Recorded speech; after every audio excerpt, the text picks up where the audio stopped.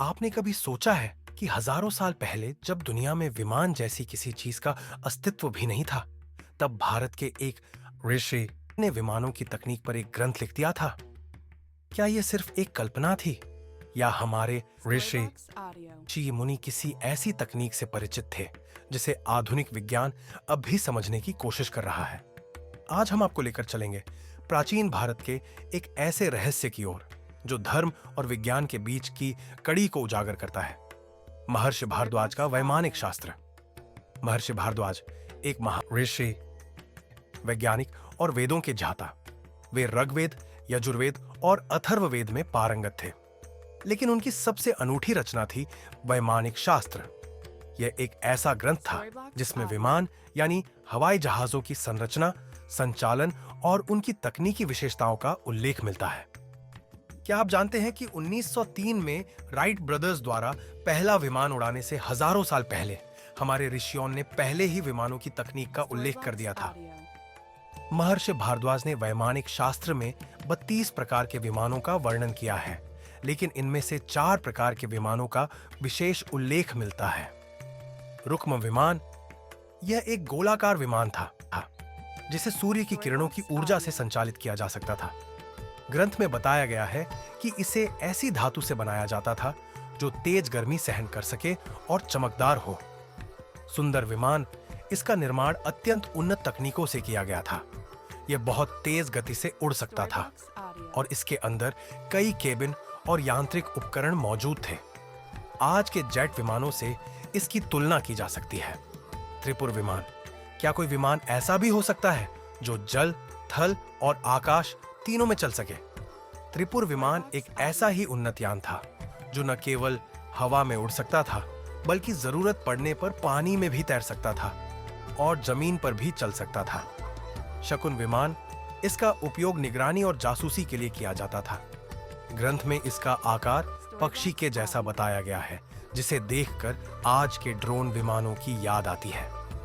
अब सवाल उठता है, क्या यह सब केवल एक कल्पना थी, या फिर प्राचीन भारत के ऋषियों ने उन वैज्ञानिक सिद्धांतों को जान लिया था जिनका आधुनिक विज्ञान अब अध्ययन कर रहा है?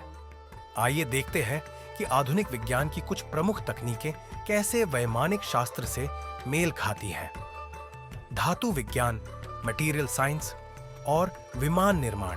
वैमानिक शास्त्र में बताया गया है कि विमानों को विशेष प्रकार की धातुओं से बनाया जाता था, जिन्हें सौम्य धातु, सौम्य मिश्र धातु और पारद मिश्रित धातु कहा गया है। आज के दौर में एयरक्राफ्ट इंडस्ट्री में जिन मिश्र धातुओं या अलॉयज का उपयोग किया जाता है, वे उच्च तापमान और दबाव को सहन करने के लिए विकसित की जाती है। क्या यह संभव नहीं कि हमारे आज ऋषि इस तकनीक को जानते थे? ऊर्जा स्रोत और ईंधन। ग्रंथ में विमानों के लिए ऐसे ईंधनों का उल्लेख है जो सूर्य की किरणों, विद्युत और पारित से ऊर्जा प्राप्त कर सकते थे। आज के वैज्ञानिक भी ऐसी तकनीकों की खोज कर रहे हैं जिनमें सौर ऊर्जा और आयन थ्रस्ट इंजन का उपयोग किया जाता है। स्टेल्थ टेक्नोलॉजी और अदृश्यता। क्या आपने कभी सोचा है कि हमारे ग्रंथों में अदृश्य विमानों का भी वर्णन है? वैमानिक शास्त्र में बताया गया है कि कुछ विमानों में ऐसी विशेष संरचना होती थी जिससे वे शत्रु की नजरों से बच सकते थे। आज आधुनिक विज्ञान में स्टेल्थ टेक्नोलॉजी विकसित की गई है जिससे विमान रडार से बच सकते हैं। क्या यह वही तकनीक नहीं है जिसका उल्लेख हमारे ग्रंथों में मिलता है? Soundless flight. प्राचीन ग्रंथों में यह उल्लेख है कि कुछ विमान बिना किसी आवाज के उड़ सकते थे। आज नासा और अन्य वैज्ञानिक संस्थाएं ऐसे ड्रोन विकसित कर रही हैं जो लगभग बिना आवाज के उड़ सकते हैं। कई शोधकर्ताओं का मानना है कि वैमानिक शास्त्र में दी गई जानकारी को विज्ञान की कसौटी पर परखा जाना चाहिए। 1970 के दशक में भारतीय वैज्ञानिक श्री गोपाल स्वामी दौराईस्वामी नायडू ने इस ग्रंथ का अध्ययन किया और इसे अत्यधिक उन्नत वैज्ञानिक सिद्धांतों से जोड़ने का प्रयास किया। हालांकि कई वैज्ञानिक इस ग्रंथ को सिर्फ एक कल्पना मानते हैं, लेकिन सवाल यह उठता है, क्या प्राचीन भारत के आसिक इतने उन्नत थे कि वे हजारों साल पहले ऐसी तकनीक का वर्णन कर सकते थे? अगर हम वेदों और शास्त्रों को ध्यान से देखें तो पाएंगे कि सनातन धर्म सिर्फ आस्था पर आधारित नहीं है, बल्कि यह वैज्ञानिक ज्ञान का भंडार भी है। वैमानिक शास्त्र इसका एक उदाहरण है। लेकिन इसके अलावा भी योग और ध्यान, आधुनिक विज्ञान भी अब मानता है कि ध्यान से मानसिक क्षमता बढ़ती है। आयुर्वेद, जिसे अब पश्चिमी चिकित्सा भी अपनाने लगी है। खगोल शास्त्र, भारतीय पंचांग हजारों साल पहले ग्रहों की चाल और ब्रह्मांडीय घटनाओं की भविष्यवाणी कर चुका था। सनातन धर्म केवल पूजा पाठ नहीं, बल्कि विज्ञान और अध्यात्म का एक अद्भुत संगम है।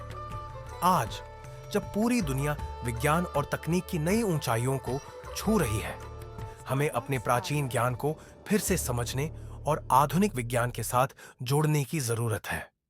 अगर हम अपने धर्म ग्रंथों और वैज्ञानिक शोधों को एक साथ लेकर चलें, तो शायद हम एक बार फिर से विश्व गुरु बन सकते हैं। अब यह आप पर निर्भर है।